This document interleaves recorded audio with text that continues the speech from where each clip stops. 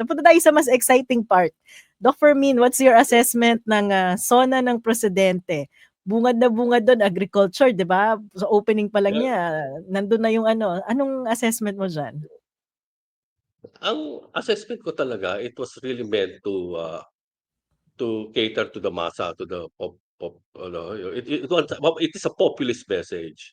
And if you look Mm. at opinion poll surveys where the sources of discontentment or issues where the public is discontented, there's practically a match between the message of the president, high food prices, PhilHealth, education, flood, etc. And Mm. sa tingin ko, it was really meant to address the causes of the falling rating of the president. So it's a very Mm. populist SONA, yung messaging, the way Oo, it was oo. crafted, di ba? Gano'n eh. Mm. Kaya inuna yung agriculture kasi high food prices yun ang pinaka major problem pag tinignan mo yung opinion poll survey, no? So gumawa ka lang Mm. simple, tingnan mo yung Pulse Asia, Okta, tsaka yung SWS. Kitang-kita mo may match, perfectly matched Mm. doon sa Mm. mga issues of discontentment. Tapos yun ang message ng presidente. And it's obvious that he wants to turn around yung to make his popularity rise again. That was Mm.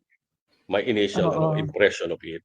But as an expert in the agriculture sector, meron ka bang na-extract or nakuha dun sa speech niya na pupuntahan ng agricultural sector para ito ay mas maging kapaki-pakinabang sa atin o kaya tungkol naman sa welfare ng mga magsasaka at mangingisda natin, dun sa enumerate niya?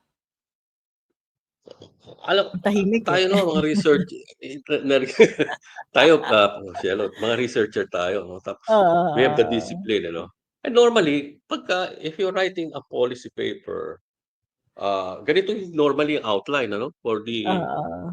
people to understand it and for the address to be more, what you call this, convincing.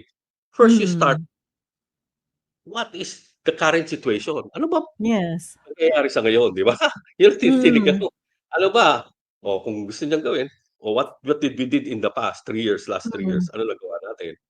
Tapos secondly, what are the problems with the current situation, di ba? Ito yung Mm. sitwasyon, ito yung problema, dapat gano'n, di ba? Mm, And mm. having identified the problems, sasabihin mo, ang next step mo yan, what are the solutions that I'm going to offer to address Oo. the problems of the current situation, to correct it, di Correct. ba? Oo, oo. Okay. Number 4, gagawin mo, how will I implement my solution? Paano ko Mm. gagawin yan? And lastly, magkano? Yeah. Di ba? Ang cost ng solution mo. Eh, Mm, sa mm. tingin ko 'pag gano'n ang tingin mo, gano'ng disiplina, talagang mahihirapan ka kasi hindi natin alam kung ano ba yung solusyon na gusto niya sa agrikultura.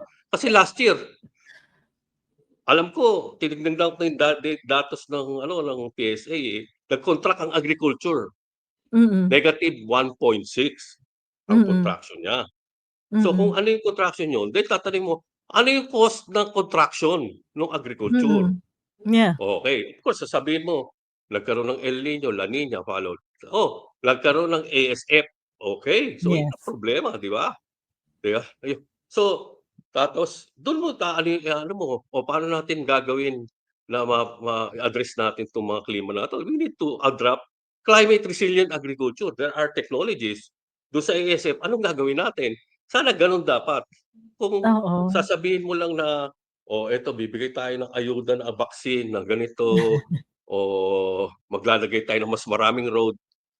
Alam mo na, hindi yun ang problema hindi natin tinatamaan. So, katulad yung vaccine ng ASF, kumakalat pa rin yan.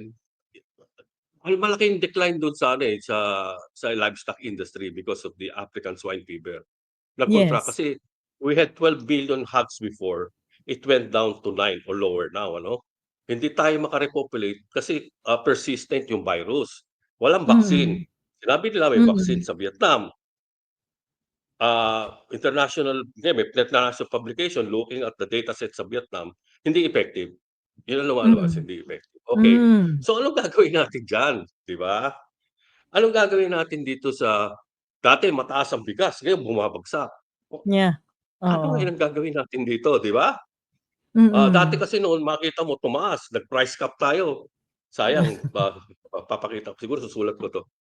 Makikita mo nung nag-price cap tayo, biglang lalong tumaas yung presyo. Lalong tumaas, 'di ba? Oo, oo. Oo. Tapos nung September 2023, tapos nung inabandon nila latter part ng October, bumagsak. Mm. Pagkatapos tumaas ng konti, pagkatapos itong 2025 talagang bumagsak na talaga. Mm, So gano'n yung mm. ka-volatile yung price. Kung gano'n yung Mm. volatile ang price, anong gagawin natin?